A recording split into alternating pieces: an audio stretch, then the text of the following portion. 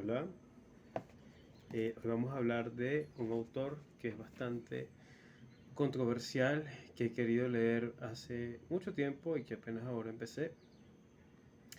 Se llama, por supuesto, Georges Bataille, filósofo, tal vez, escritor, ensayista francés. Tengo entendido que era bibliotecario de profesión y como buen diletante sobrepasó eso. Perdón por la música agropecuaria de fondo, no lo puedo controlar, es de gente que no vive aquí.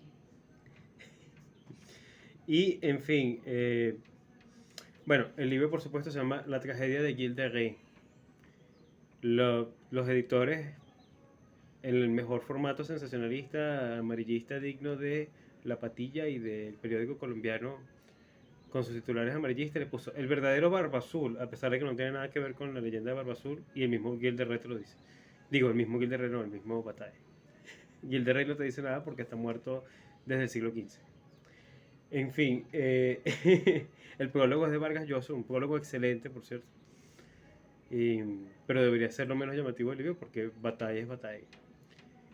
Bien, es un libro que es como una especie de ensayo poético. Son más reflexiones, parece como un cuaderno de apuntes. No es una biografía, por supuesto, porque no tiene el método historiográfico ni nada. Tampoco es una novela.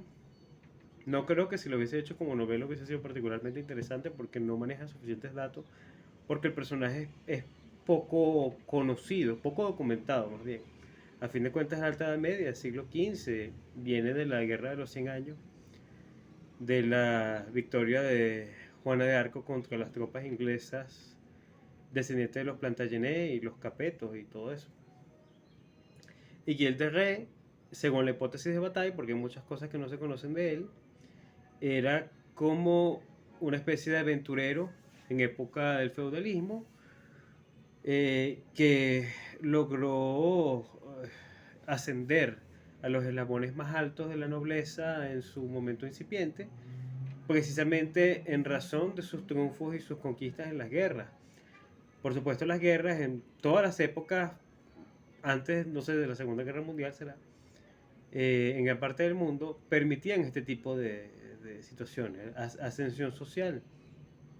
Y la carrera militar de Gilles de Rey no solo lo convirtió en un depravado con legitimidad, lo cual es uno de los puntos más interesantes del libro. La guerra permite que el depravado lleve a rienda suelta sus inclinaciones, sino que encima de eso, después de la guerra, Gilles de Rey continuaba en cierto modo como que poseído por este demonio de, lo, de lo monstruoso, lo que él llama el monstruo sagrado. Sagrado no porque sea santo, sino por el tamaño transmundano y trascendental de los crímenes y de las atrocidades, que es algo demónico, pero no por demónico menos espiritual, menos transgresor.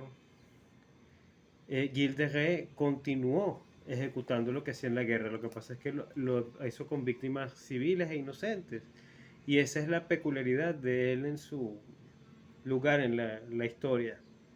Es un personaje muy oscuro, pero a su vez esa oscuridad no tiene nada de distinto con lo que era característico del Leto feudal y medieval. Y ese es otro de los puntos más resaltantes del libro. Él dice que los crímenes de Gilles de Rey en realidad son crímenes de su tiempo. Es algo correcto, pero no sé. Siento que hay otras variables allí que un juicio tan generalizante parece simplemente ignorar. Por ejemplo, el hecho de que la piedad de la moral cristiana en su apogeo, porque la Edad Media es cuando el discurso de las virtudes cardinales sintetizadas en el catolicismo tenía mayor predominio y la moral era esencialmente esa. Siento que eso servía como catalizador de la nobleza para que ese fundamento cruel y festivo de la guerra como oficio, reservado para la nobleza y para los estamentos dedicados a la guerra, si no se expiara, como de hecho pasó con Gilles de Rey cuando en el juicio eh, que le hace el tribunal inquisitorio, queda primero excomulgado, pero después también, no excomulgado, perdón, amenazado con la excomunión y queda absuelto de sus pecados. En cierto modo, él puede aspirar a la redención porque a pesar de sus atrocidades no deja de ser cristiano. Eh, si no puede ser expiado, al menos reprimir o contener o sublimar esas tendencias atroces que son características del oficio de la guerra. Entonces, la hipótesis de Bataille, él sostiene que es muy diferente a la de Huysmans, autor de los Países Bajos del siglo XIX, que escribió una novela muy célebre y bastante oscura, llamada Là-bas, en francés, que significa allá lejos, que entre otras cosas trata la figura de Gilles ese autor Huysmans hace una reconstrucción de la vida de Gilles de Rais bastante distinta a la que hace Bataille. Para Huysmans, Gilles de Rais era como una especie de iluminado que era plenamente consciente de la magnitud de todas las cosas que hizo.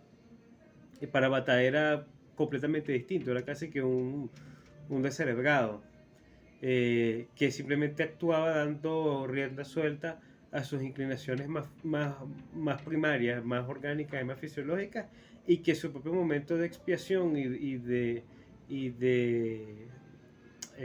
apelación al tribunal para su redención y la absolución de sus pecados, que eso es también una respuesta de un estímulo externo, que es la moral religiosa, y así como está esa respuesta a esos estímulos externos, hay muchos otros que responden a todas sus inclinaciones. Creo que es un libro que sirve más para reflejar, revelar el estilo y los intereses del autor que para descubrir características del personaje. Sigue siendo, más allá de los adjetivos que le otorga Bataille a Gilles de Rais, que son interesantes, no sigue siendo suficientemente aclaratorio, en parte porque no hay, y eso no es culpa de Bataille, no hay suficiente documentación al respecto. Ni siquiera se sabe cómo era físicamente, porque el retrato que va a circula de él con el cabello lacio y esas cosas es como de 100 años después. Eh, Sospecho en parte por un damnatio memoria, una especie de amnesia que se ve impuesto en torno a la memoria de él, porque era demasiado terrible lo que hizo. Supuestamente más de 200 asesinatos y todo eso, ¿no? Y creo que Bataille, según este libro, queda expuesto como autor especulativo y no especialmente profundo ni poético, como dice Alexander Dugin, relativamente interesante. Pero bueno, me alegra haberlo leído, ya lo puedo descartar porque ya lo leí. Y el prólogo de Vargas Llosa sirve como una buena exposición crítica del compendio de su obra y sobre todo de todos los aspectos que van desde su etapa novelística. Conocía por supuesto novelas como Mamère, La historia del ojo, que es la más famosa, L'histoire de l'huile, y El erotismo, un ensayo, y bueno, y otros ensayos parecidos. En fin, es un libro que hay que leer si se quiere escribir sobre el mal. Qué cosa tan terrible, ¿no? En fin, listo. La tragedia de Gilles de Rais. Por cierto que hay varias óperas sobre Gilles de Rais o sobre Barba Azul. Incluso hay uno de un compositor contemporáneo, no recuerdo el nombre, pero de Barba Azul está la impresionante Castillo de Barba Azul de Bela Bartok. Una hora nada más dura, pero qué impresionante es. Como, no sé, es como entrar en una casa embrujada.